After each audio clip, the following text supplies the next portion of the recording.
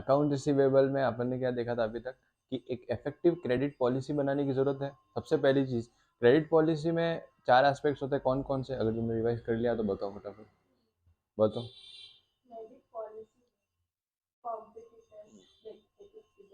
हम्म, 4 aspects जो मैंने बताए थे। Assessing credit worthiness, credit limit, पहली बार सुन रहे हो क्या? क्रेडिट लिमिट, उसके बाद में इनवॉइसिंग एंड फॉलो अप लेना, ठीक है, उसके बाद में मॉनिटरिंग द सिस्टम। ये चारों चीजें लिख के आनी है। अब आगे, अभी तक तो हमने थ्योरी वाली बातें करी कि क्रेडिट लिमिट डिसाइड करनी होती है, क्रेडिट पॉलिसी डिसाइड करनी होती है इफेक्टिव, ठीक है। अभी हम देखेंगे कि एक्चुअली में हमारी जो कॉस्ट ऑफ फाइनेंस है उसको हम बैलेंस कैसे करेंगे विथ डिस्काउंट, ठीक है, और उसकी जरूरत क्यों है, पहली बात तो ये, ठीक है। सबसे पहली चीज समझ लेते हैं कॉस्ट ऑफ फाइनेंसिंग रिसीवेबल्स क्या है। जितने भी हमारे खर्चे होते हैं, जैसे इधर देखो, वो छोड़ दो,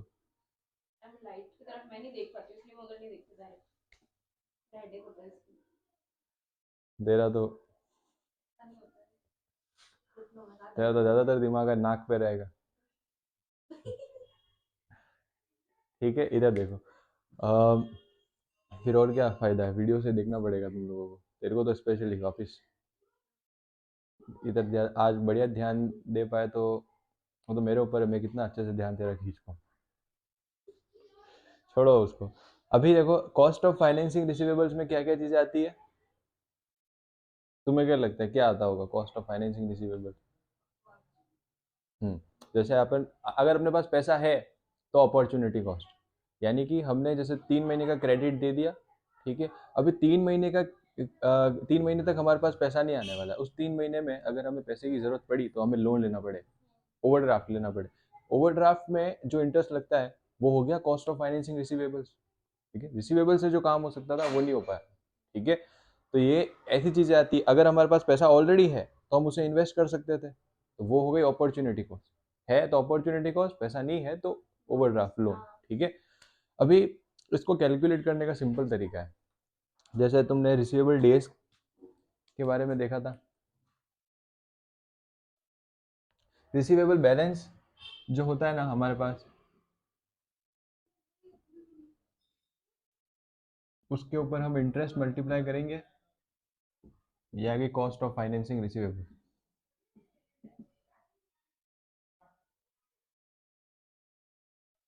समझ में आया? इसमें समझने लायक कुछ है ही नहीं, फर्जी चीज है। ये तो किताब में लिखा हुआ है, इसलिए मैंने बता दिया, अभी आगे मजा आएगा। फाइन रिसीवेबल बैलेंस जो एंड पर है हमारे पास, उसके ऊपर इंटरेस्ट मल्टीप्लाई करेंगे तो पता चल जाएगा कि कॉस्ट ऑफ फाइनेंस एक्चुअली में कितनी पड़ रही है, कॉस्ट ऑफ फाइनेंसिंग रिसीवेबल्स, ठीक है। ओके, अब ये रिसीवेबल बैलेंस निकालना तो आता है, कैसे निकालेंगे? नहीं दे रखा होगा, डेज दे रखे होंगे, ठीक है। हाँ, डेज दे रखा होगा, डेज का उल्टा पुल्टा करके निकालना है, जैसे वर्किंग कैपिटल इन्वेस्टमेंट लेवल बढ़ा था, ठीक है। ये तो बहुत सरल बात है। अब इससे ज्यादा मजेदार वाली चीज बताता हूँ। जैसे मान लो कि तुम्हें क्रेडिट पे मतलब माल बेचना है, ठीक है। तुम्हारे पास दो ऑप्शन है यार, क्रेडिट पे बेचो या नो क्रेडिट पे ना बेचो, ठीक है। अगर क्रेडिट पे बेचोगे, जैसे अगर क्रेडिट पे बेच देते हो तो तुम्हें कलेक्शन की कॉस्ट लगेगी उसको, ठीक है, वो होगी 60,000, ठीक है। उसके बाद में जो तुम कंट्रीब्यूशन जनरेट करोगे सेल्स से, वो कितनी होगी? अ,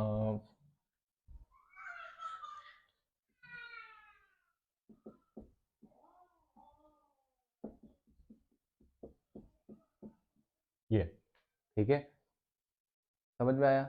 यहाँ तक क्रेडिट पे बेचोगे तो कलेक्शन होगा 60,000 की कॉस्ट लगेगी, ठीक है, और कंट्रीब्यूशन हमारा होगा 1 लाख का। अगर क्रेडिट पे ना बेचो तो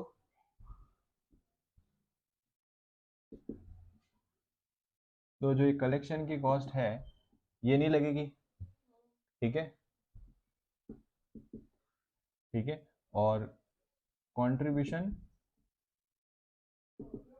जो होगा 1 लाख का, ये भी नहीं होगा फिर, ठीक है। यानी कि मैं ये कह सकता हूँ कि जो कलेक्शन है उसमें 60,000 का फायदा हो जाएगा इनफ्लो, ठीक है। यहाँ पे क्या है, कॉस्ट है, ये इनफ्लो है, ये आउटफ्लो है, ठीक है। ये क्या है यहाँ पे इनफ्लो, और ये है हमारे लिए नुकसान।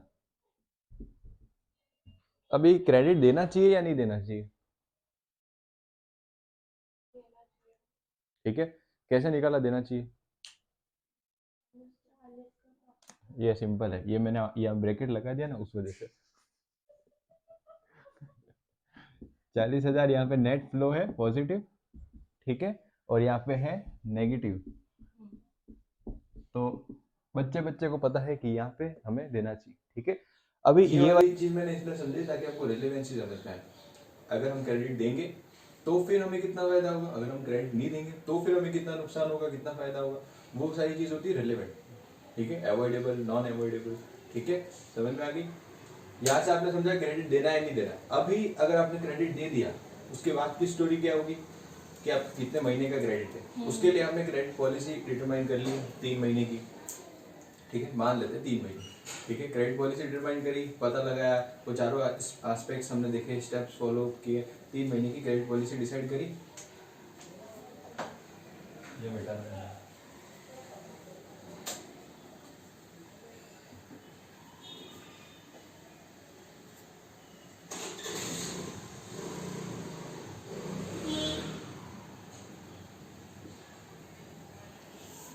ठीक है। अभी मान लो हमने जो सेल्स करी है क्रेडिट सेल्स, वो $100, ठीक है, 100 ले कुछ और नहीं चलेगा, 100, ठीक है। अभी हमारे पास एक अपॉर्चुनिटी, हमारे पास ऑलरेडी पैसा है, बहुत पैसा है, ठीक है। हमारे पास एक अपॉर्चुनिटी है कि हम इस कहीं पे इन्वेस्ट कर सकते हैं और 12% का रिटर्न कमा सकते हैं, इन्वेस्ट कर सकते हैं 12% पर एनम पे, ठीक है। तो अब जैसे आपने फिर हमारे बिजनेस मैन के दिमाग लगाया कि 1 महीने का क्रेडिट पीरियड तो देना ही पड़ेगा हम लोगों को, वरना वो क्या है, नाराज हो जाएंगे, सेल्स भी नहीं जनरेट होगी, ठीक है। 1 महीने का क्रेडिट पीरियड नहीं दिया तो बाकी के जो एक्स्ट्रा 2 महीने का क्रेडिट पीरियड दे रहे हैं ना हम, उसको हम रिड्यूस कर सकते हैं। उनको बोल सकते हैं कि 2 महीने पहले पैसा दे दो आप, ठीक है। हाँ, अब उसको फोन करेंगे, बोले 2 महीने पहले पैसा दे दो क्योंकि हमें तो जरूरत है पैसों की, क्योंकि हम इन्वेस्ट कर सकते हैं, ठीक है, तो पैसा कमा सकते हैं हम।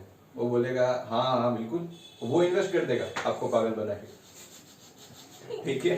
तो उनको क्या लालच देना पड़ेगा, 2 महीने जल्दी पैसा देने का लालच।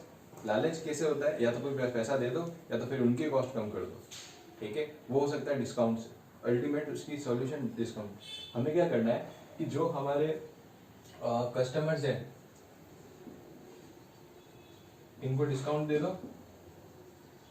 कितने मंथ का डिस्काउंट दोगे, 1 महीना तो रखना ही रखना है, ठीक है। तो डिस्काउंट आप 2 महीने का दोगे, 2 महीने पहले पैसा दे देगा तो तेरे को डिस्काउंट है। समझ में आई बात? मानिया क्यों नाम नहीं लेना है, मेरा नाम ही चेंज कर, अब से तेरे को मैं माहेश्वरी बोलूँगा। वाह, पूरा नाम ले लिया अब तो।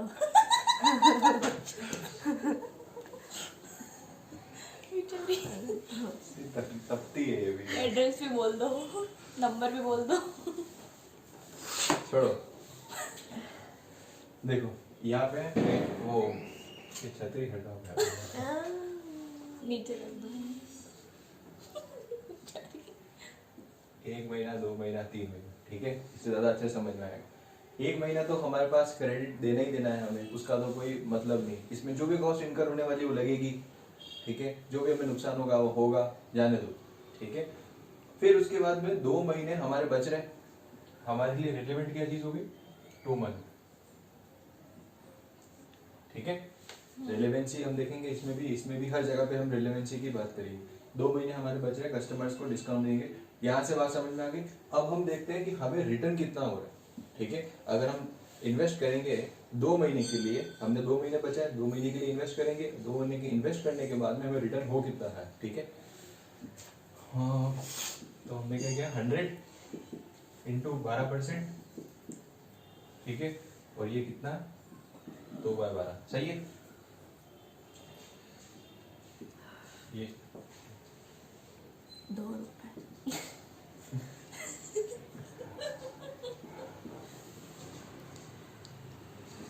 अब अच्छा लग रहा है, ठीक है, अभी देखो यहाँ पे हमें बस इसलिए मैं 100 नहीं ले रहा था, क्या ये बहुत बेकार लगता है, इसको 1000 कर दे। $100 टू हमें रिटर्न हो रहा है। अभी हमारा डिस्काउंट जो होना चाहिए वो कितना होना चाहिए, यहाँ से हमें समझ में क्या आ रहा है कि हमारा जो डिस्काउंट होना चाहिए वो रिटर्न से कम ही होना चाहिए। Return should be greater than discount. अगर नहीं है return should be greater than discount, तो हम एक्सेप्ट कर देंगे इस इन्वेस्टमेंट को और डिस्काउंट देके पैसा मंगवा लेंगे, ठीक है। और अगर रिटर्न कम है डिस्काउंट से, डिस्काउंट ज्यादा देना पड़ रहा है पैसे मंगवाने के लिए, और रिटर्न कितना $2 का ही हो रहा है, ठीक है, तो हम क्या करेंगे, जैसा चल रहा है वैसा चलने देंगे, फालतू कुछ भी छेड़छाड़ी नहीं करेंगे, क्योंकि हमें फायदा तो होगा नहीं कुछ मंगवाने से और उल्टा नुकसान हो जाएगा डिस्काउंट देने से, ठीक है। समझ में आई? दोनों बराबर हो तो बराबर हो तो फिर वही वो उस पर पहुंच गए हम ब्रेक इवन पे, दो भली मत दो बराबर ही, ठीक है। अगर आपको पैसे सामने देखने से अच्छा लगता है, हाथ में पकड़ना अच्छा लगता है, गिनने में मजा आता है, तो फिर मंगवा लो, बराबर हो तो। ओके, हाँ, ये हमने बात करी एब्सोल्यूट फिगर्स की, ठीक है, जहाँ पे हम क्या करते हैं $2 टू, अभी यहाँ पे तो हमारे पास सिंपल है, $2 में क्या है, अभी जैसे $2000 का इंटरेस्ट निकले, फिर हम देखेंगे डिस्काउंट को कंपेयर करेंगे, डिस्काउंट कितना होगा, ज़्यादा कम होगा, इसलिए हम ऐसे एब्सोल्यूट अमाउंट्स को कंपेयर नहीं करते, हम कंपेयर किसको करते हैं, रिलेटिव, ठीक है। हम क्या करते हैं 12% पर एनम रिटर्न मिल रहा है, इसको डिस्काउंट की रेट से कंपेयर कर लो, ठीक है, इजी हो जाता है, बहुत आसान है। अभी इसी चीज को मैं परसेंटेज में निकालता हूँ, जैसे ये तो निकल गया परसेंटेज में, रिटर्न कितना है हमारे पास 12% पर एनम, ठीक है। अभी कस्टमर्स को डिस्काउंट देना है, एग्जांपल ले लो कि 2.5% का आपको डिस्काउंट देना है for payment with in 1 month, 2.5% का discount for payment with in 1 month, ठीक है। अब यहाँ से आपको क्या समझ में आ रहा है, 1 महीने के अंदर पेमेंट कर दें तो 2.5% का डिस्काउंट, तो एक्चुअली में हो क्या रहा है कि 2 महीने पहले पेमेंट कर रहे हैं, तो डिस्काउंट 2 महीने का होगा, 1 महीने का नहीं, 1 महीना दिख रहा है, क्वेश्चन में ऐसा ही होता है, ऐसे लिखा जाता है, ठीक है। हाँ, नहीं, ये ऐसा क्वेश्चन में दिया होता है, ठीक है। तो 1 महीना का फालतू दिमाग में लगाना है, 1 महीने तो हर जना रखेगा ही रखेगा अपने पास पैसा, हम ये थोड़ी मानेंगे कि 15 दिन के अंदर वो इस इंसान के ऊपर मेरे को पूरा भरोसा है। 1 महीना अगर आपने क्रेडिट डिसाइड किया, 1 महीने का तो हर जना एडवांटेज लेगा, फिर 2 महीने का हम मान सकते हैं कि फायदा हो जाए, ठीक है। तो 2.5% 2 महीने के लिए, ठीक है, ये है डिस्काउंट, ठीक है। हम जो हमारा रिटर्न है उसको कंपेयर किससे करते हैं, डिस्काउंट, एक्चुअली डिस्काउंट से कंपेयर नहीं करते, हम कंपेयर करते हैं कॉस्ट ऑफ डिस्काउंट से। अरे ये क्या बोल रहे हो तुम, सही सेम ही तो चीज है, पागल बनाना है। डिस्काउंट और कॉस्ट ऑफ डिस्काउंट में बहुत फर्क है, ठीक है। डिस्काउंट का मतलब होता है जो कस्टमर जैसे 2.5% है, $100 पे हम पैसा माफ कर रहे हैं, तो वो 2.5% का उसको फायदा है। हमें जो कॉस्ट पड़ी है ना वो कितनी पड़ी है, 2.5 डिवाइड बाय 97.5, 97.5 को रिकवर करने के लिए 2.5 का, ठीक है, कॉस्ट हुई। याद है आपको रिटर्न निकालते थे, रिटर्न ऑन इन्वेस्टमेंट, तब हम क्या करते थे, जैसे $100 2.5 का मान लो फायदा हो रहा है किसी $100 को इन्वेस्ट करने, ठीक है, तो हम 100 ही लिख देते थे नीचे, क्योंकि ये 100 भी मिल रहा है हमें और 2.5 भी मिल रहा है हमें। यहाँ पर हमें क्या हो रहा है, 97.5 को रिकवर करने के लिए 2.5 का नुकसान हो रहा है, ठीक है। समझ में आई? कंफ्यूज मत होना इन दोनों के बीच में, कोई कंफ्यूजन है? अब ये 100 किया मल्टीप्लाई तो 2.56% है, ये है कॉस्ट ऑफ डिस्काउंट, ठीक है। अब ये कॉस्ट ऑफ डिस्काउंट जो है ना वो 2.56% आ गया, यहाँ पे डिस्काउंट कॉस्ट ऑफ डिस्काउंट है 2.56 2.56% फॉर 2 months. 2 मंथ। ठीक है, अभी मेरे को इस 12% को 2 महीने में कन्वर्ट करना है या तो, और ऑप्शन है, ठीक है, ऑप्शन 1 एंड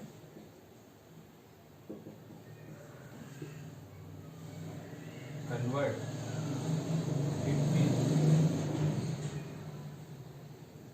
टू 1, और दूसरे ऑप्शन में क्या है? 12 months में।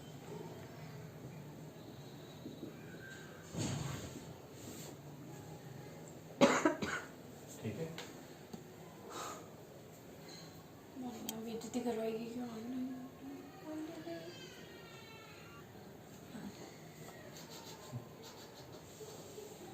उसको मत छेड़छाड़ी करो क्योंकि मेरे को बहुत प्रॉब्लम हो जाती है इसकी ऑडियो सिंक करने में, अच्छा, बहुत बहुत टाइम वेस्ट होता है। कन्वर्ट करो 2 महीने, अब इसको 2 महीने में कन्वर्ट करके बताओ फटाफट। बताओ। ना? 2%। क्या 2%? 2% कन्वर्ट किया ना, 2%। कैसे कन्वर्ट किया?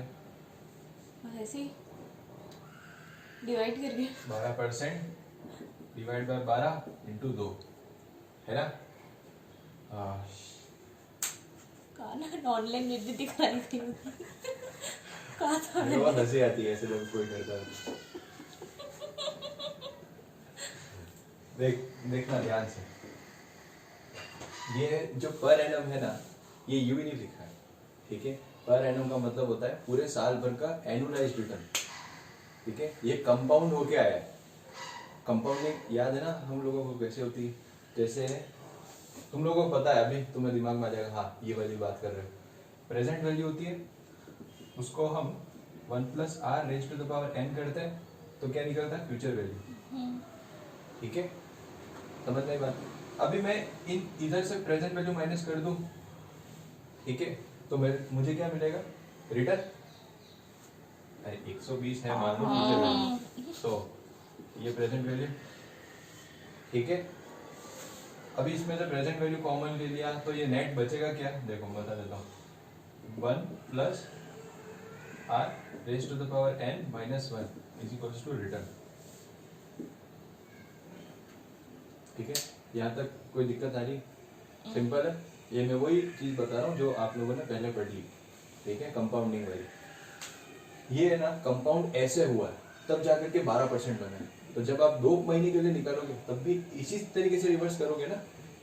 समझ में आ रही है कि ये? हाँ बोल मान लेते हैं, बोल रहा है तो मान ही लेते हैं। जैसे ये रेट कुछ रही होगी 1.67 पर मंथ, ठीक है, परसेंटेज की। इसको हमने क्या करा, 1 + 1.67, एग्जाम्पल ले रहा हूँ, एग्जैक्टली मुझे नहीं पता कितनी रही होगी, ठीक है। 12 मंथ - 1 किया होगा ना, तब जाकर के 12% निकला होगा, ठीक है। ऐसा ही नहीं है ये। अभी ऐसा क्यों हो रहा है? क्योंकि क्या होता है, इंटरेस्ट जब जुड़ता है प्रिंसिपल में तो वापस उसके ऊपर इंटरेस्ट कैलकुलेट होता है, ठीक है। वापस उसके ऊपर इंटरेस्ट, वापस वापस वापस ऐसा चलता रहता है। तो ये जो रेट है ना, वो इफेक्टिव रेट है। आप प्रिंसिपल के ऊपर अप्लाई करोगे तो आपको 1 साल के बाद में, 1 साल के बाद में जो वैल्यू मिलनी चाहिए, फ्यूचर वैल्यू, वो मिल जाएगी, ठीक है। तो अगर ये कंपाउंडेड तरीके से आई है तो हमें जब इसका रिवर्स करना है, 2 मंथ के लिए लेके जाना है, तब भी हमें कंपाउंडेड तरीके से ही लेके जाना पड़ेगा, ठीक है। देखना आप, अभी 12% है, मैं मान लेता हूँ कि ये पूरे साल भर का है, ठीक है। ये 12%, ठीक है। ये रेट कुछ 2 महीने की थी, ठीक है। तो मैंने इसको क्या किया, डिवाइड करा 2 महीने से और मल्टीप्लाई कर दिया 12 मंथ से। नहीं आया समझ में? मैं मान रहा हूँ तुम लोगों को समझ नहीं आया ये वाला, 12/2 वाला नहीं आया। ठीक है। तो बोल दिया करो नहीं आया, मैं कभी कभी टेस्ट करता हूँ कि हाँ या ना। 1 + r, यानी कि हम ये मान रहे हैं कि 2 महीने की रेट है, ठीक है। अभी अगर मेरे पास 2 महीने की रेट हो तो मुझे उसको 12% में कन्वर्ट करनी हो तो मैं क्या करूंगा, 1 + r⁻12/2। ये 2 महीने की है तो मैंने इसको 6 टाइम मल्टीप्लाई कर दिया, 1 2 3 4 5 6, तो पूरे साल भर की निकल गई, ठीक है। ऐसे क्या होता है, मान लो आपके पास 2 बिस्किट के पैकेट है, ठीक है, और हर एक की रेट है 5 रुपए, ठीक है। 2 बिस्किट के पैकेट है, 5 रुपए की, 5 रुपए की रेट है हर एक की, बस 10%।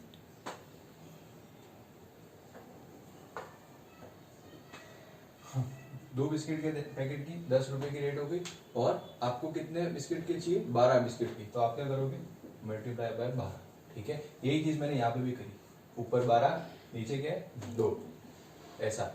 ये 2 महीने की रेट है, इसलिए डिवाइड बाय 2, तो 1 महीने में कन्वर्ट हो गई, ठीक है। और फिर उसके बाद में मल्टीप्लाई कर दिया 12 से। अच्छा, ये काम तुमने यहाँ पे किया था, 12% बाय 12 इंटू 2, यही काम जो है ना मैंने अलग किया, ठीक है। समझ में आई? पक्का? नहीं तो वापस बोलूंगा, नहीं, वापस आ समझा गया। कि एक बार और गहराई से। ज्यादा गहराई में नहीं जाना, डूब जाएंगे।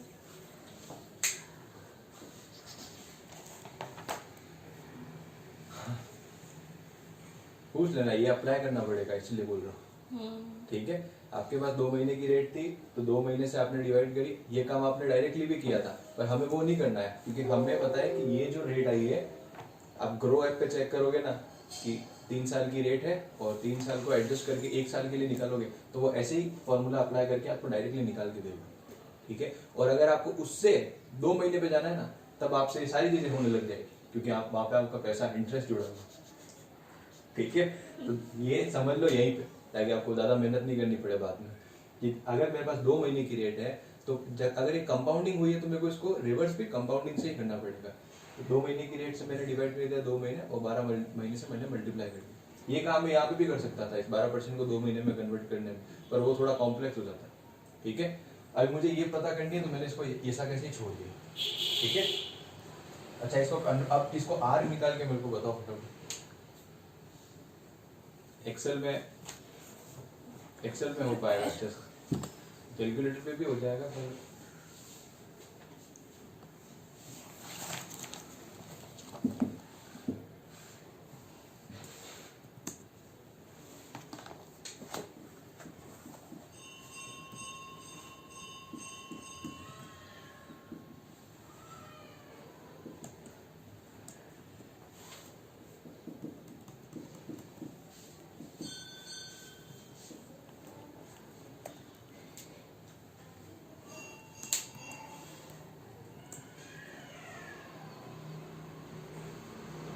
क्या -1 है ना?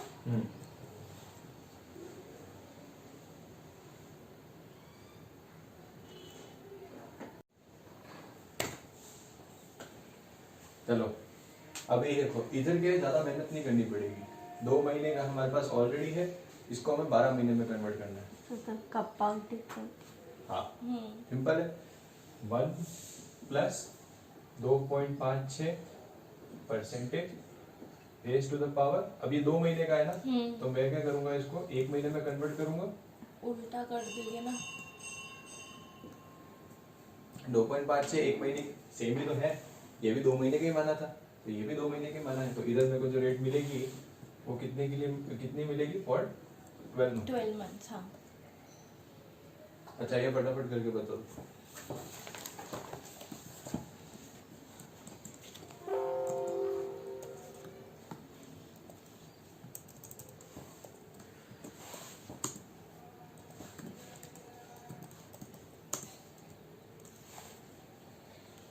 कितनी है?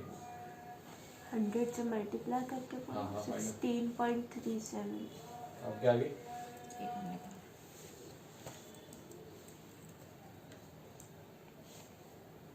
यार ये ब्रैकेट को बहुत चक्कर है यार।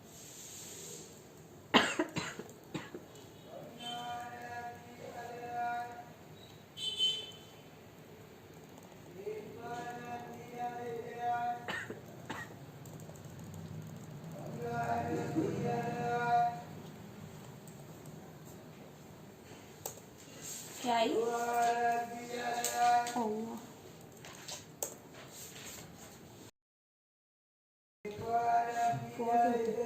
कितना है? 16 16.377 ठीक, दोनों के सही। 16.377 परसेंटेज आ गई हमारी कॉस्ट ऑफ डिस्काउंट। अच्छा, ये 12 महीने की है ना, क्या हुआ?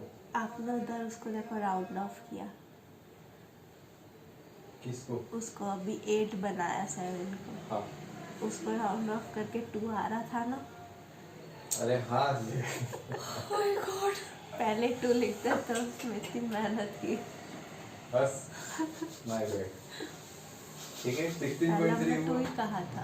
हाँ हाँ देखो आज ये कौन 12 सा महीने था? के लिए है, ठीक है इधर जाना, ये 12 महीने के लिए है तो इसको एनुअल भी लिख सकते हैं, ठीक है ये हुई एनुअल। अरे यार छोड़िए थोड़ा बड़े लिखता हूँ। पर एनम लिख दो ना आगे। नहीं एनुअल कॉस्ट फॉर्मूला ऑफ दिखाना है ना उनको। 16.38%, ठीक है। अब मैं इसको कंपेयर किससे करूंगा?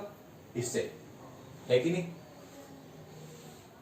हाँ लेना चाहिए नहीं लेना चाहिए वापस डिस्काउंट ले लेना चाहिए, यही समझ में आ गया था वैसे तो। आप पर एनम में कन्वर्ट करो, मंथ में कन्वर्ट करो, डे में कन्वर्ट करो, वीक में कन्वर्ट करो, आंसर चेंज नहीं हुआ, ठीक है। क्योंकि हमारे पास ऑप्शन ये था, इससे जो निकलेगा वो इससे भी निकलेगा, ठीक है। इसमें भी रिटर्न जो है वो कम आ रहा है एज कम्पेयर टू डिस्काउंट। यहाँ पे 16.38% है which is less than 12%, which is greater than 12%, ठीक है। और यहाँ पे कितना था डिस्काउंट में? 2.56% which is greater than 2%. Okay, so we have to reject the investment क्योंकि हम हमारे डिस्काउंट ना देके ज्यादा पैसा सेव कर सकते हैं, ठीक है। रहने दो रिसीवेबल्स को, समझ में आया? हमारी छोड़ दो आप पूरे रेडी हो रहे हो कि कहाँ फोटो खींचना ही है। ये जो ऑप्शन है ना, दोनों ऑप्शन से आप मानते हो ना कि आपका काम हो जाएगा। ये ऑप्शन है ना है ही नहीं किताब, आपको यही करना है। सिंपल है कि नहीं है?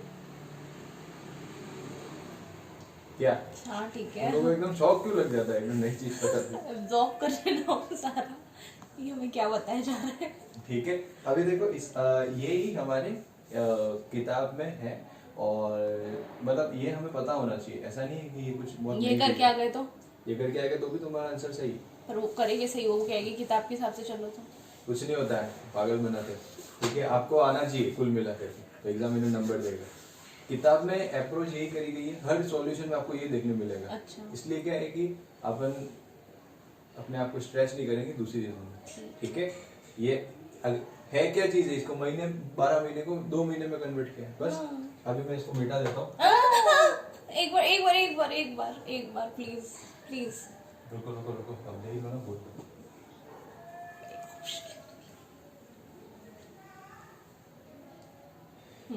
मजा आ जाता है एकदम मिटा देने। हमको नहीं आता ना। अरे वीडियो रिकॉर्ड हो रही है ना। कब मिलेगी, हम कब देखेंगे? ऐसे जब देखेंगे।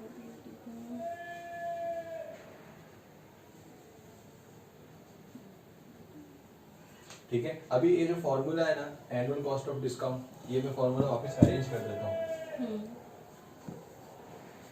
एनुअल कॉस्ट ऑफ डिस्काउंट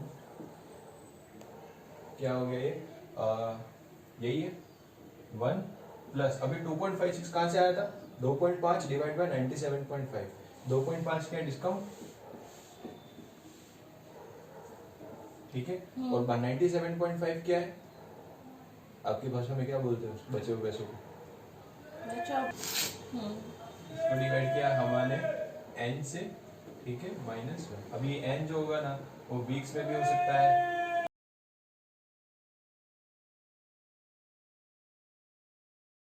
ठीक है देखो हमने कॉस्ट ऑफ फाइनेंसिंग रिसीवेबल्स के बारे में बात कर ली थी, कंप्लीट। भाई चालू है ना?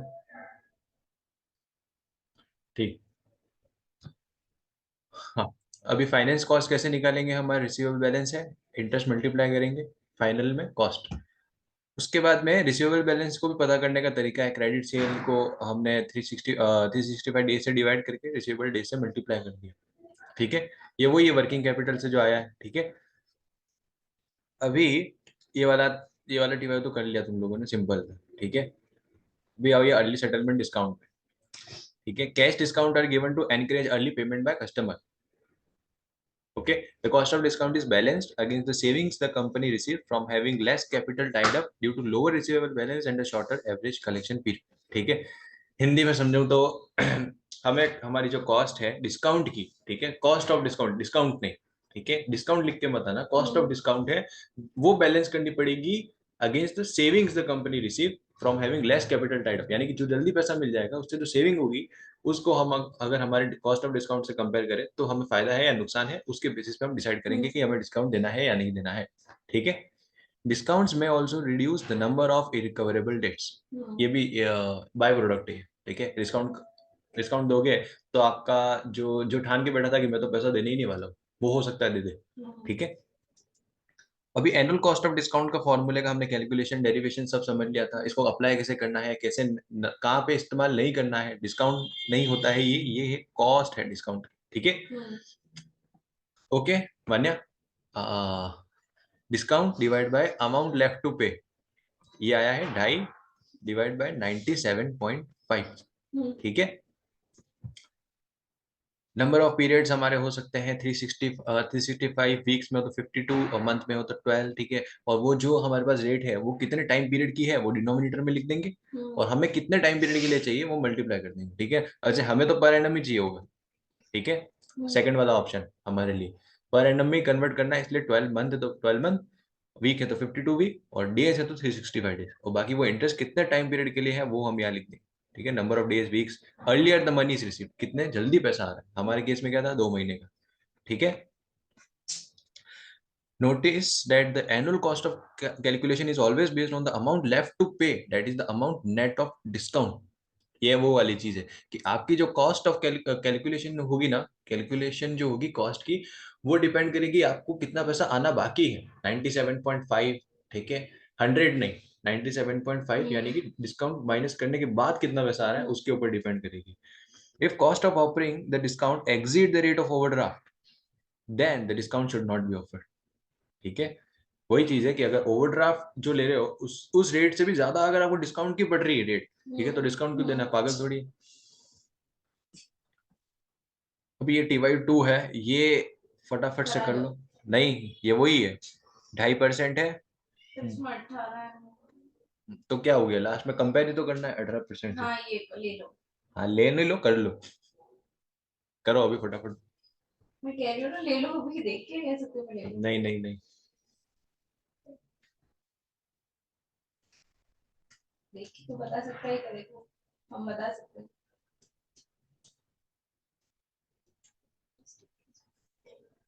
क्या कैसे जानेंगे,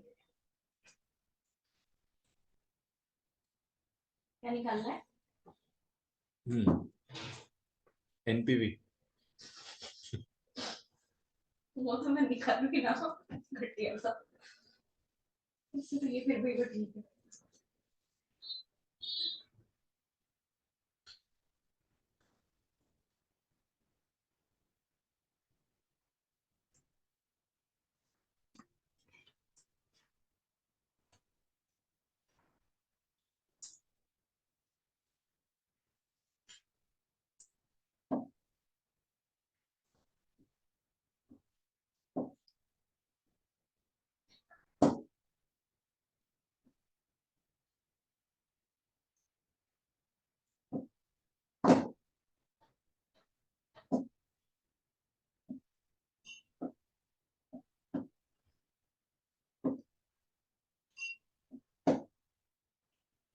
निकल गया, क्या है आंसर, 16.38%। पहले कह रही थी लेना चाहिए, हाँ यार मानते ही नहीं। अच्छा लगता है मेहनत करना, अच्छा नहीं लगता। हार्ड वर्क करोगे तो स्मार्ट वर्क भी आ जाएगा, स्मार्ट तो तुम हो ही ऑलरेडी। डायरेक्ट बेइज्जती करते हैं, नहीं डायरेक्ट। नहीं, मुझसे तो ज्यादा स्मार्ट हो कोई नहीं है, काम के मामले में। किस काम के मामले में। चलो आगे बढ़ते हैं, बहुत हर्ट है मुझे। मेरे को पता क्या है जो मैं बोल सकूं इस काम के मामले में, फिर क्यों बोला, नहीं पर Smart हो। मेरे को विश्वास है। देखो, the above calculation gives a quick and easy way to evaluate the annual cost and reach a decision on whether to offer an early settlement discount। ये सारी चीजें सिंपल है यार, ठीक है। This method should be used in all situations where all customers are expected to take advantage of the discount। और when the question does not specify the expected take up, जैसे कई बार होता है कि सारे कस्टमर्स डिस्काउंट नहीं लेते, ठीक है, हमने यह क्या माना कि 100% of the customers will take discount, और फिर हमने डायरेक्टली कंपेयर कर लिया परसेंटेज को। अगर हमें पता है कि 50% कस्टमर ही डिस्काउंट लेंगे, तो हम उन 50% के ऊपर ही निकालेंगे डिस्काउंट, ठीक है। उस केस में हमें क्या करना पड़ेगा कि एक तो ये हो गई कि स्पेसिफिक टेकअप उसके ऊपर डिपेंड कर रहा है, और दूसरा है डिस्काउंट के ऊपर, ठीक है। दो सिचुएशन आ गई, दो फैक्टर्स आ गए यहाँ पे। हम क्या करेंगे, पहले वाली सिचुएशन क्या थी, रिसीवेबल बैलेंस क्या थे, ठीक है, और अब हमारे रिसीवेबल बैलेंस क्या है डिस्काउंट देने के बाद, उन दोनों को कंपेयर करेंगे, फिर हमें पता चल जाएगा कि हमें डिस्काउंट देना चाहिए या नहीं देना चाहिए। समझ में आया, ठीक है। क्या करोगे, अभी डिस्काउंट नहीं दिया है, ठीक है, तो हमारा रिसीवेबल बैलेंस कितना है, अब रिसीवेबल बैलेंस के ऊपर कॉस्ट भी लगेगी, वो कॉस्ट कितनी है, ठीक है, ये तो सिंपल है। अभी अगर डिस्काउंट दे दिया, तो फिर तुम्हें पता है कि रिसीवेबल बैलेंस फिर कितने होंगे, 50% लोग तो पहले ही पैसा दे देंगे, ठीक है, यानी कि मान लो 10 दिन के अंदर पैसा दे रहे हैं, तो 10 दिन के लिए रिसीवेबल बैलेंस है वो। उसके बाद में जो बचे हुए हैं, वो रिसीवेबल बैलेंस कितने टाइम तक के लिए ड्यू रहते हैं, बचे कुछ जितने भी है, ठीक है, उसके ऊपर वापस से कॉस्ट निकालोगे, ठीक है। फिर दोनों को कंपेयर करोगे कि हाँ अब ज्यादा अच्छी सिचुएशन है या पहले ज्यादा बढ़िया थी, ठीक है। फिर आपको पता चल जाएगा कि आपको देना चाहिए या नहीं देना चाहिए, ठीक है।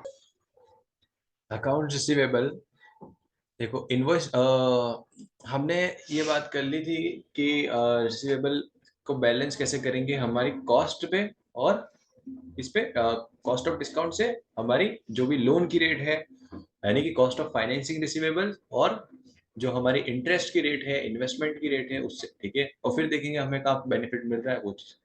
कैलकुलेशन वाला पार्ट यहाँ तक लगभग कंप्लीट हो गया, ठीक है। अब तुम्हें पता है 12वीं में तुमने ये पढ़ा था, बिल्स ऑफ एक्सचेंज, पढ़ा था। ठीक है, आपने तो नहीं पढ़ा, नाम पता है अच्छा। पता है, सबको पता है। बिल्स ऑफ एक्सचेंज में क्या होता है कि हम डिस्काउंटिंग करवाते थे, कई बार हमारे पास बिल्स होते थे, यानी कि इनवॉइसेस होते थे, कस्टमर्स खरीद के जाते थे, 2-3 महीने का क्रेडिट पीरियड लेके जाते थे, फिर हमें पैसों की जरूरत पड़ती थी, हम जाते थे एक बैंक के पास में, उसको बोलते थे कि भाई इतना पैसा दे दे, वो पैसा दे देता था, और फिर कस्टमर से कलेक्ट कर लेता था। उसके बाद में उसमें नोटिंग चार्जेस भी होते थे, ठीक है, वो सब कुछ नहीं है, ठीक है। आपको पता होना चाहिए बस इनवॉइस डिस्काउंटिंग होता क्या है, ठीक है। देखो, invoice discounting is a method of raising finance against the security of receivables without using the sales ledger administration services of a factor, ठीक है। सेल्स लेजर एडमिनिस्ट्रेशन सर्विस होती क्या है, ये जानना आपके लिए इंपॉर्टेंट है, ठीक है। मतलब होता है कि जैसे आपके पास टाइम नहीं है बिजनेस में कि आप कस्टमर का ध्यान रख, कस्टमर बहुत ऐसी चीज है जिसका बहुत ध्यान रखना पड़ता है क्रेडिट पीरियड के मामले में स्पेशली, ठीक है, कि वो टाइम टू टाइम पेमेंट दे रहा है नहीं दे रहा, ठीक है। हो सकता है आपने दया दिखा के 1 महीने का एक्सटेंड कर दिया क्रेडिट पीरियड, फिर उसको आदत लग जाएगी, ठीक है, फिर आपके लिए एक एक महीना करके बहुत बड़ी चीज हो जाएगी, और एक टाइम के बाद में वो कहेगा अरे यार क्या पैसा लेगा। समझ में आ रही, इसलिए आपको क्या ऐसे लोगों की जरूरत होती है, ऐसी एजेंसीज की जरूरत होती है जो आपके बिहाफ में कस्टमर से पैसा कलेक्ट करवा के दे, ठीक है।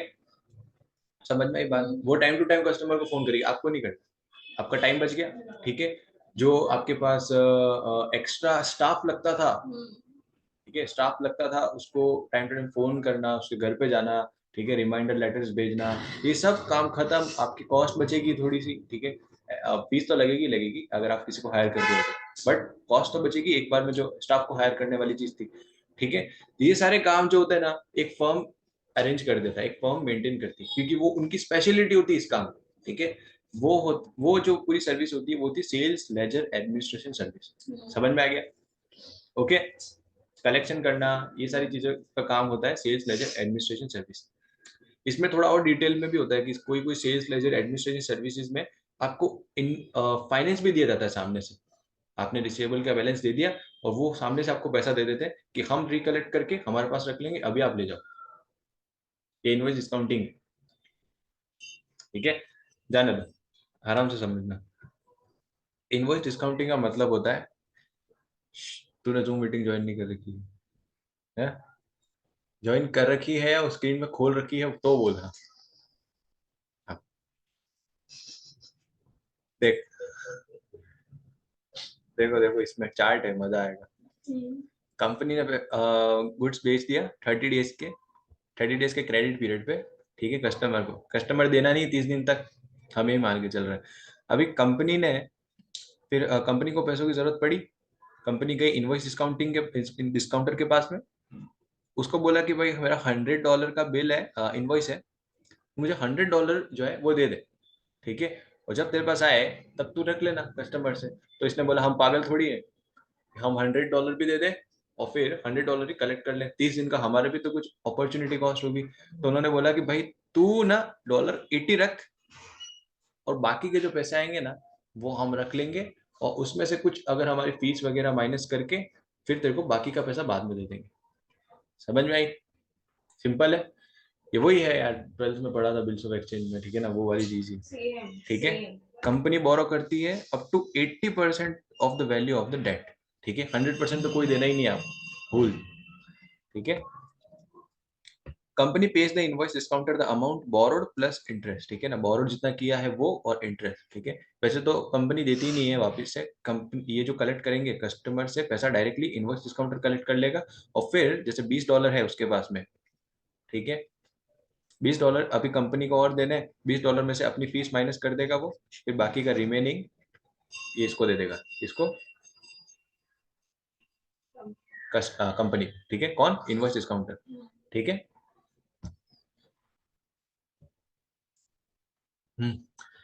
Selected invoice are used as a security against the company may borrowed fund.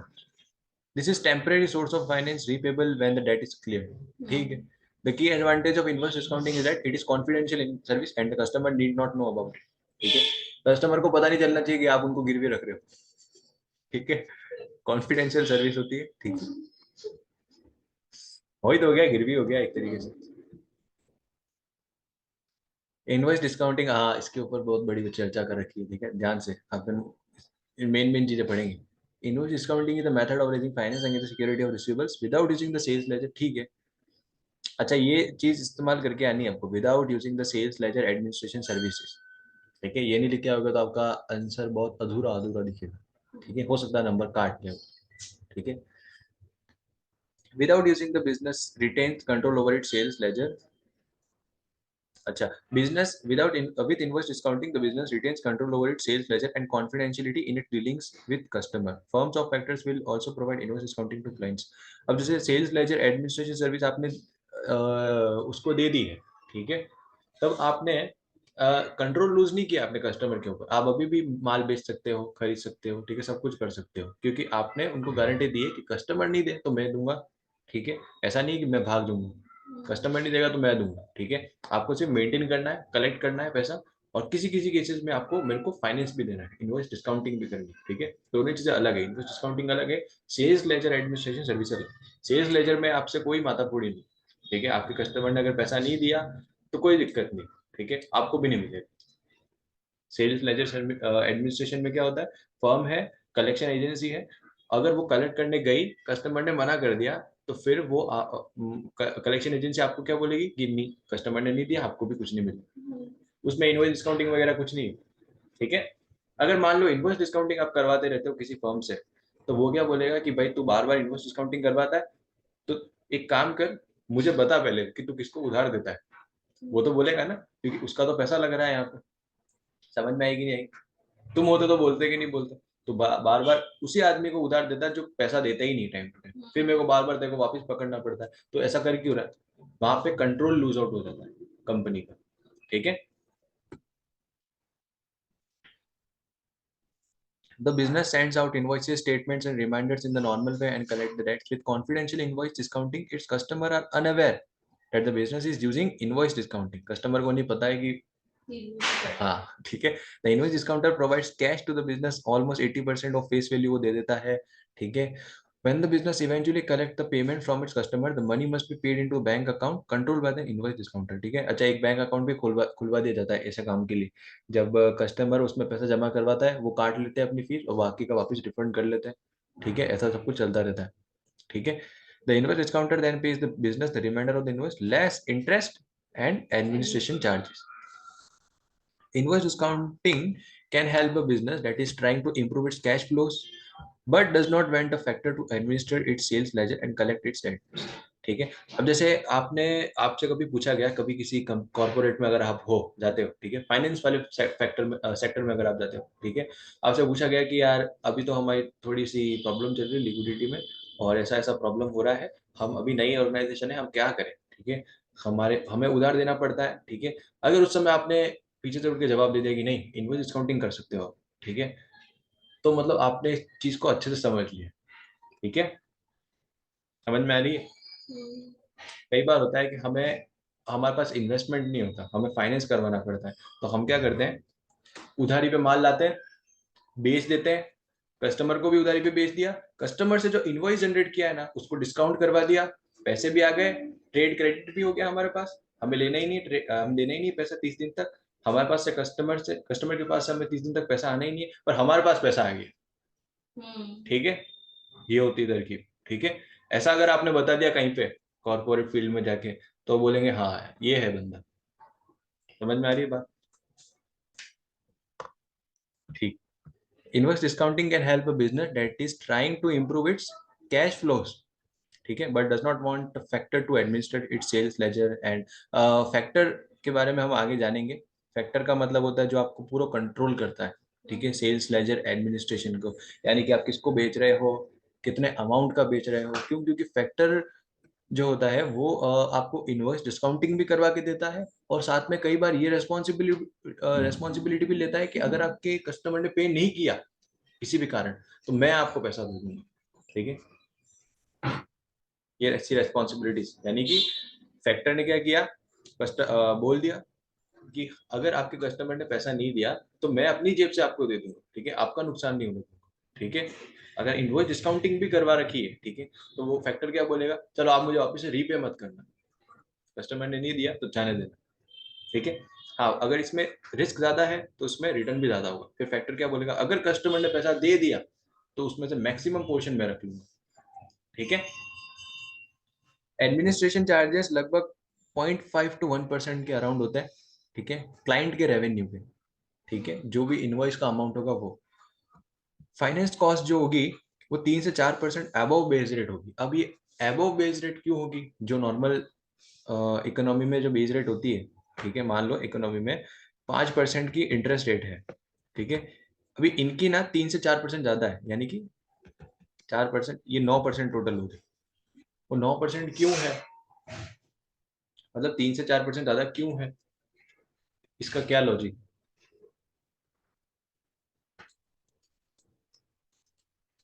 हाँ, सिंपल सा जवाब है, रिस्क ज्यादा है, ठीक है। रिस्क क्यों ज्यादा है, क्योंकि कोई पेपर के सिर्फ पेपर को दे, चेक थोड़ी है, चेक दे दिया कि हाँ अब हम पैसा दे देंगे, चेक पे भी कोई विश्वास नहीं करता है, वो तो आजकल डिजिटल पेमेंट्स है, ठीक है, तो लोग थोड़ा अपने उनकी जो कैपेसिटी है पैसों को बांध के रखने की वो थोड़ी सी खुल गई, ठीक है, ज्यादा आगे बढ़ रहे हैं, भरोसा कर रहे हैं, ठीक है। तो यानी कि आप अपने इनवॉइस दे रहे हो और सामने आप पैसे ले रहे हो, तो उस केस में रिस्क ज्यादा है, ठीक है। हो सकता है आपने डुप्लीकेट, मतलब इधर उधर का काम करके इनवॉइस जनरेट कर लिया हो, ठीक है, वैसे तो पूरा सब कुछ चेक होगा, ठीक है, ऐसे कोई पैसा नहीं देगा आपको, ठीक है, बट सब कुछ करने के बाद भी रिस्क हमेशा इनका ज्यादा होगा as compared to any other human being जो आपको पैसा नहीं दे रहा, ठीक है। The invoice discounter will check the sales ledger of the client regularly, perhaps every 3 months, to check that its debt collection procedures are adequate। समझ में आई। डिस्काउंटर जो होगा ना वो तो चेक करेगा ही करेगा, ठीक है। कौन चेक नहीं करेगा, कलेक्शन एजेंसी जो सिर्फ सेल्स लेजर एडमिनिस्ट्रेशन सर्विसेज का काम कर रही है, ठीक है। इनवॉइस डिस्काउंटर जो होगा वो तो चेक करेगा क्योंकि उसका तो पैसा अटक रहा है, ठीक है, उसका तो रिस्क ज्यादा है, यहाँ पे रिस्क ज्यादा है, देयरफॉर ये रिटर्न भी ज्यादा है यहाँ पे, ठीक है। Illustration of invoice discounting process, अब देखना आराम से क्या हो रहा है। At the beginning of August, अगस्त की बिगनिंग है, और जो सेल्स हुई है टोटल वो है 3 लाख की, टू रेगुलर कस्टमर। बेसिल्डन कौन है, हमारी company Basildon public, but decide that it requires payment earlier than the agree 30 day credit period for this invoices. अच्छा, 30 दिन का क्रेडिट पीरियड पे बेच दिया है, अगस्त का स्टार्टिंग है, मान लो 1 अगस्त, 30 दिन यानी कि 1 सितंबर, ठीक है। उनके इनवॉइस ड्यू कब होते हैं, अर्ली सितंबर में, ठीक है। अभी उनको पेमेंट कब, 30 दिन पहले चाहिए, जरूरत पड़ गई तो उन्होंने डिस्काउंटर को अप्रोच की, discounter agrees to finance 80% of their face value. अभी 80% कितनी हुई? 2,40,000। ठीक है, 3 लाख का 80%। इंटरेस्ट कॉस्ट कितनी है? 9%। ठीक है, चलो ये समझ में आ गया। अब इनवॉइस ड्यू हुए but but subsequently settle in mid September. ठीक है, यानी कि इनवॉइस ड्यू कब हुए? 1 सितंबर को, और पेमेंट कब किया उन्होंने? 15 सितंबर को। यानी कि कम से कम 45 दिन लग गए। ठीक है, after initial transaction the invoice discounter service charge is 1% of the invoice value. ठीक है, ये सारे चार्जेस गिना गिना दिए इन्होंने। ठीक है ना, ये चार्जेस आपको देने पड़ेंगे। A special account is set up with the bank which into which all payments are made. ठीक है, तो यहाँ से काम सिंपल हो गया, अलग ही बैंक अकाउंट बना दिया, आप देख लो। ठीक है, अभी देखो अगस्त में उन्होंने कैश एडवांस रिसीव कर लिया 2,40,000 का इनवॉइस डिस्काउंटर्स को, इनवॉइसेस देके। मिड सितंबर आया, तब तक कुछ एक्टिविटी नहीं हुई। मिड सितंबर आते ही 3 लाख कस्टमर ने दिए पूरे पूरे। इनवॉइस डिस्काउंटर ने 3 लाख रिसीव किए। ठीक है, उसको कलेक्ट करना था, इसलिए उस स्पेशल बैंक अकाउंट में पहले तो उसने अपनी सर्विस फी कैलकुलेट करी 3 लाख के ऊपर 1%, 2,40,000 के ऊपर 9%, वो 45 दिन का। ठीक है, 30 दिन का नहीं, 45 दिन का। 2,263 और 3,000 टोटल हो गया 5,663। ठीक है, अभी 2,40,000 तो उन्होंने दे रखा है, बाकी का बचा कितना है? 60,000 कस्टमर को देना है, अभी कंपनी को देना है। डिस्काउंटर जो होगा वो कंपनी को कितना देगा वापस से? 60,000। 2,40,000 तो ऑलरेडी दे चुका है। ठीक है, 60,000 और देना है। अभी 60,000 में से अपने चार्जेस हटा देगा 5,663। ठीक है, बचा कितना? 54,337। तो ये इसको और जो देने वाला है वो है 54,337। ठीक है, खत्म कैलकुलेशन। अच्छा, इसकी समरी भी बना दी इन्होंने फटाफट। तो देखो 2,40,000 54,337 बेसिल्डन यानी हमारी कंपनी को रिसीव। बाकी का बचा कुचा क्या है? इनवॉइस डिस्काउंटर की fee and interest charges, total हो गया 3 लाख। खत्म, ये हो गया इनवॉइस डिस्काउंटिंग का मामला खल्लास। अभी आता है फैक्टरिंग पे। उसको थोड़ा सा एक्सटेंड करेंगे ना तो फैक्टर बन जाएगा, फैक्टरिंग हो जाएगी उसमें। Factoring is the outsourcing of the credit control department to a third party. आपने पूरा क्रेडिट कंट्रोल डिपार्टमेंट ही दे दिया कि भाई तू ही है जो मुझे बचा सकता है क्रेडिट से। क्रेडिट पे तो मेरे को बेचना ही है। अब मुझे अपने कस्टमर से पैसा भी कलेक्ट करना है। ठीक है, मुझे अगर कोई ना दे, ठीक है, तो उससे भी बचना है। मुझे एडवांस भी चाहिए होता है कई बार, तो वो भी करना है। ठीक है, और मुझे नुकसान भी नहीं खाना है। वो अगर सारे हाथ में लड्डू चाहिए तो आपकी फीस भी ज्यादा लगेगी। ठीक है, अच्छा, तो ये काम क्या क्या करता है? Debt collection, administration. ठीक है, रिकोर्स नॉन रिकोर्स छोड़ दो। ठीक है, वो समझ में आ जाएगा अभी। डेट कलेक्शन, एडमिनिस्ट्रेशन, फाइनेंसिंग भी हो गई। ठीक है, और साथ में क्रेडिट इंश्योरेंस भी हो गई। अगर पैसा ना दे तो हम क्रेडिट इंश्योरेंस भी करवा के देंगे। ठीक है, अच्छा, कंपनी चूज कर सकती है कि आपको कौन कौन सी सर्विसेज चाहिए, कौन सी कॉम्बिनेशन चाहिए। ठीक है, following 3 services offered by the factor. ठीक है, they are particular value to smaller firm, fast growing firms. ठीक है ना, जैसा कि मैंने एग्जांपल दिया।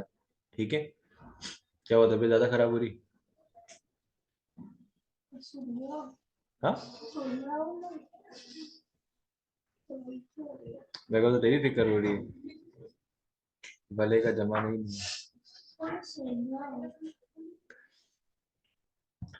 ठीक है, अच्छी बात है।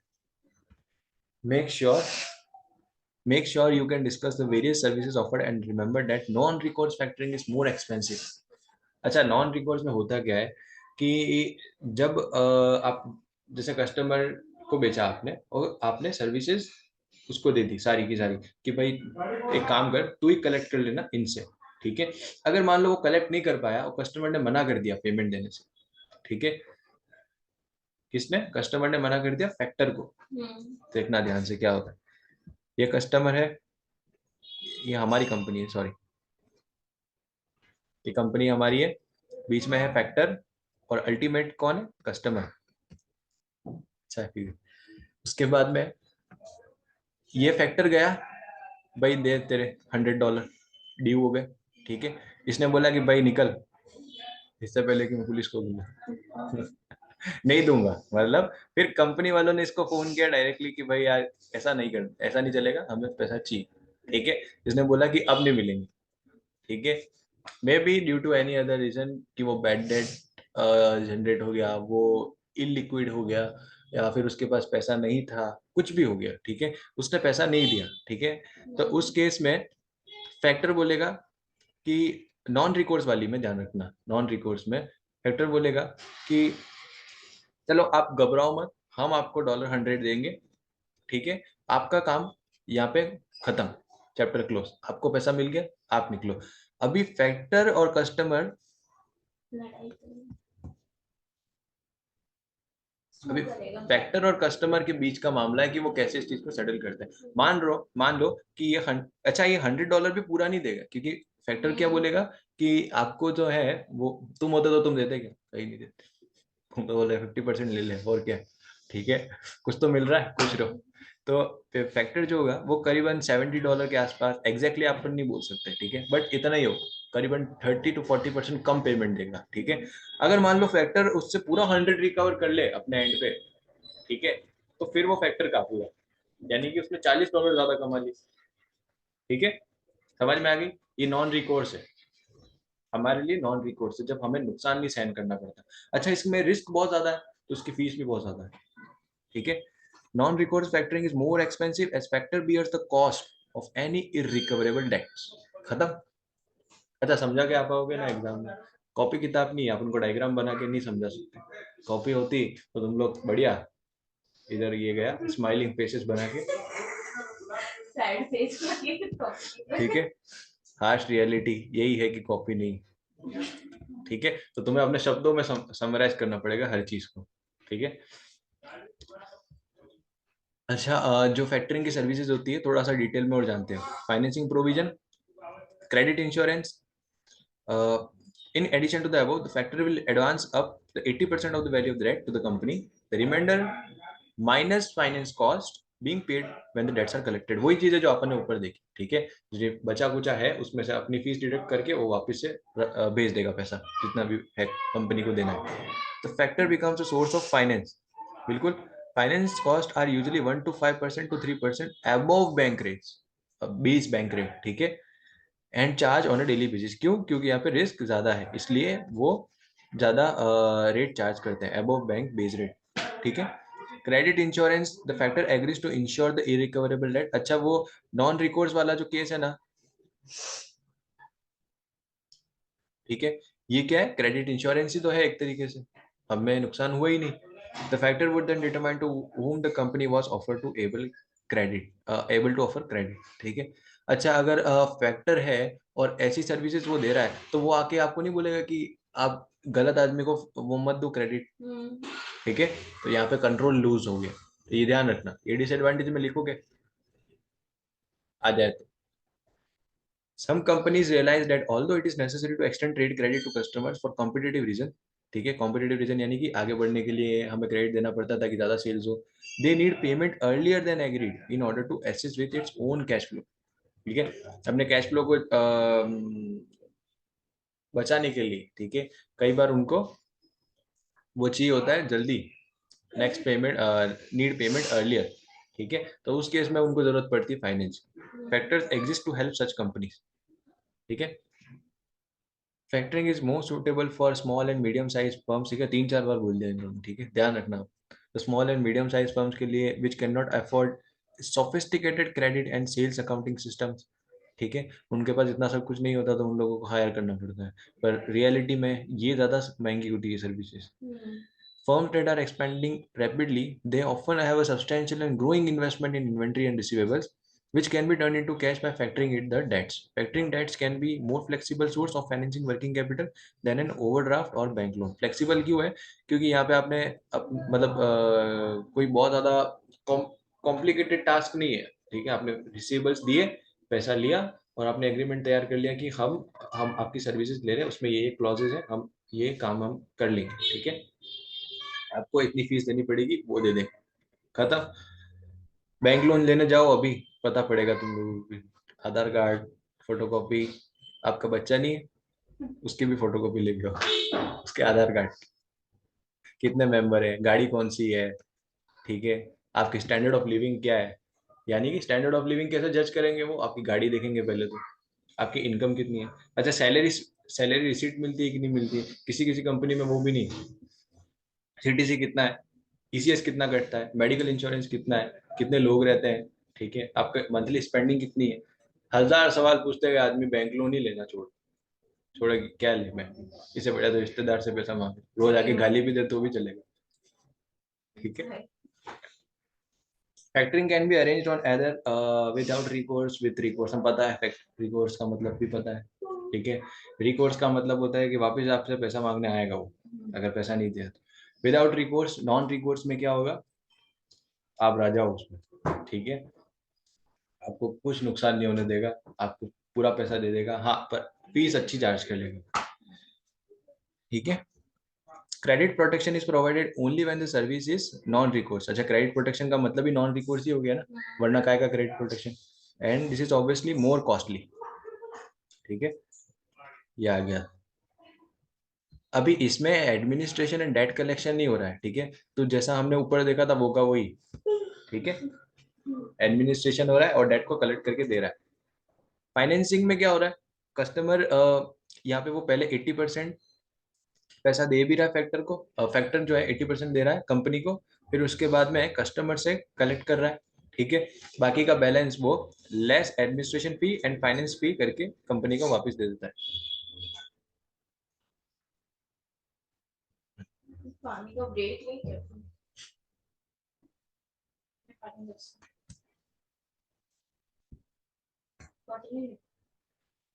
लाओ पानी नीचे से।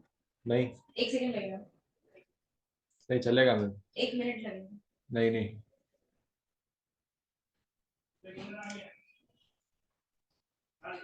एक ही चार्ट दे रखा है, मैंने 2 दे रखे हैं। मेरे भी 2 है, कहाँ? जूम मीटिंग पे रहती तो पता पड़ता। पहले उसने ऊपर मैं दिखाया था। Zoom पे ही होती हूँ। छोड़ दे, जूम पे ही रह तू, अब दिखाता हूँ, दिख रहा है, दिख रहा है, ये दूसरा चार्ट है, पहला चार्ट ये है। अलग अलग दे रखे हैं, इसमें एक ही दे रखा है, एक ही पेज। मैं वो हाईलाइट करने देखती कुछ वापस। हो गया,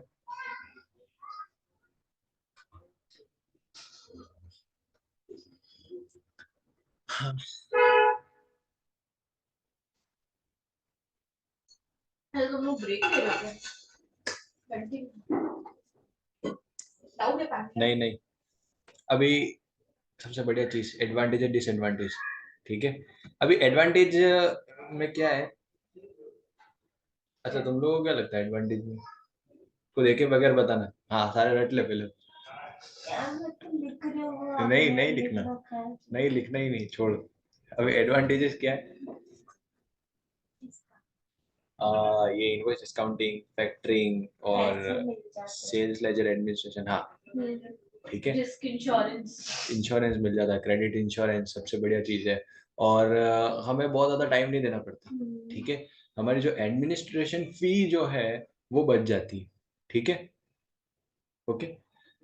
और वही, हाँ ये बहुत अच्छी चीज़ है जो लिख के आनी चाहिए कि medium size entities, small entities, उन जो रैपिडली ग्रोइंग इंडस्ट्रीज है उनके लिए बहुत ज़्यादा यूजफुल है, क्योंकि उनको वर्किंग कैपिटल में ज़्यादा इन्वेस्ट करके रखना पड़ रहा है, ठीक है। मैन्युफैक्चरिंग कंपनी के लिए ज़्यादा यूजफुल, सर्विस के लिए इज लेस यूजफुल, क्योंकि सर्विस वाले को बहुत ज़्यादा इन्वेस्टमेंट नहीं करना पड़ता वर्किंग कैपिटल में, ठीक है। देखो डिसएडवांटेजेस में क्या क्या आ सकता है, ठीक है, ये मैंने साइड में बना दिए ना नाम, ठीक है। Costly, likely to be more costly than an efficient run internal control department. अगर आप में सूझबूझ है, ठीक है, आप कर्मठ हो, ठीक है, आप मतलब टाइम देते हो अपने सेल्स लेजर एडमिनिस्ट्रेशन को, तो आपकी बहुत ज्यादा कॉस्ट सेव हो सकती है, ठीक है, हायर ना करके, ठीक है। लेकिन आपके पास टाइम ही नहीं है बिल्कुल अपने बिजनेस को देने के लिए, ठीक है, तो फिर कुछ नहीं इलाज, ठीक है। तो अगर एफिशिएंटली रन करे इंटरनल क्रेडिट कंट्रोल डिपार्टमेंट को, तो ये तो उसके कंपैरेटिव में ये कॉस्टली ही होगा, ठीक है। सेकंड चीज क्या है, जो कंपनी फैक्टरिंग का यूज करती है ना, ठीक है, उस कंपनी से तुम भी माल खरीदना नहीं चाहो, ठीक है, पता चला तुम भी गिरवी पड़े हो ठीक है, यानी कि बैड रेपुटेशन होती है किसी भी कंपनी, जो कंपनी फैक्टरिंग का यूज कर रही है, सपोज करो उनके घर पे, क्योंकि तुम्हारे घर पे भी आएंगे फिर वसूली भाई कलेक्ट करने के लिए, तो एक तरीके से बैड रेपुटेशन। ठीक है, factoring has a bad reputation associated with failing companies using a factor may suggest your company has money worries. ठीक है, अभी कस्टमर को जो इनकन्वीनियंस होता है, ठीक है, वो भी तो अपने आप में एक डिसएडवांटेज हो सकता है, दूसरी बार तो खरीदना आएगा ही नहीं, 100% नहीं आएगा। ठीक है, अगर ऐसी चीजों में उसे देखने मिल गई तो customers may not wish to deal with the factor. ठीक है, वो बोलेगा कि मैंने तो माल किससे खरीदा था और तुम लोग कौन हो? घर में घुसे आ रहे हो। ठीक है, इसके बाद में एक बार फैक्टर ले लिया ना, फिर तो वो बन जाएगी आपकी हैबिट। ठीक है, once you start factoring it is difficult to revert easily to an internal credit control system. वापस से अपने इंटरनल क्रेडिट कंट्रोल सिस्टम पे आना बहुत वो होता है, मुश्किल होता है। फिर आपको लगता है कि यार हम क्या कर सकते हैं। ठीक है, फिर पैसा मंगवाने में, हमसे तो मंगवा ही नहीं जा रहा पैसा। ठीक है, एक बार यूज कर लिया तो आप उसको हैबिट में ले आओगे और फिर आप खुद से कभी कुछ कर ही नहीं पाओगे। ठीक है, बहुत गहरी बात। उसके बाद में लॉस ऑफ कंट्रोल, यानी कि जब आप फैक्टरिंग का यूज करते हो, स्पेशली जब वो इनवॉइस डिस्काउंटिंग भी है, तो उस केस में आपको राइट नहीं होता कि आप किसी को भी बेच दो। ठीक है, आपको क्या एग्रीमेंट साइन करने पड़ते हैं, क्लॉजेस साइन करने पड़ते हैं, फिर उसके बाद वो चेक करते हैं कि आप किसको माल बेच रहे हो, उसकी क्रेडिट रेटिंग कितनी है। ठीक है, फैक्टर चेक करता है सब कुछ, तो यहाँ पे आपके पास लॉस हो गया of control. The company may give up the opportunity to decide to whom credit may be given, non recourse factoring. अच्छा, स्पेशली नॉन रिकोर्स हो ना, तब तो फिर भूल ही जाओ आप कि आप किसी को भी बेच दोगे। ठीक है, ओके। अभी ये ना, ये आता ही आता है क्वेश्चन एग्जाम। ठीक है, इसके बहुत ज्यादा चांसेस है कि ये आएगा। ठीक है, तो और स्पेशली इसके डिसएडवांटेजेस आपसे ज्यादा पूछ ली जाएंगे। ठीक है, जैसे कितना नंबर में कर सकता हूँ मैं, 4 नंबर में आ जाए। ठीक है, तो भी आपको इतने लिख के तो आने ही है। ठीक है, जैसे कॉस्टली है, बैड रेपुटेशन है, inconvenience to customer, bad habit, loss of control, यानी कि CBIBL।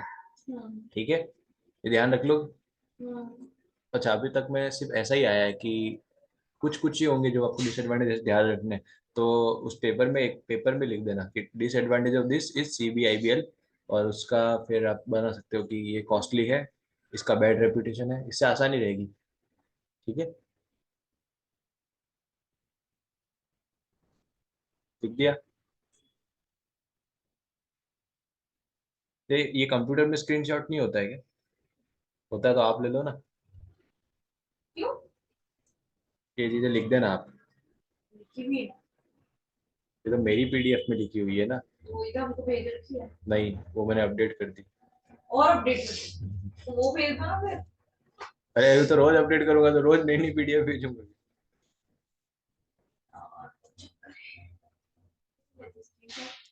ये विंडोज वाला बटन दबा के फिर प्रिंट स्क्रीन करना। पर देखिएगा तो कोई नहीं कर। हो गया, चलो।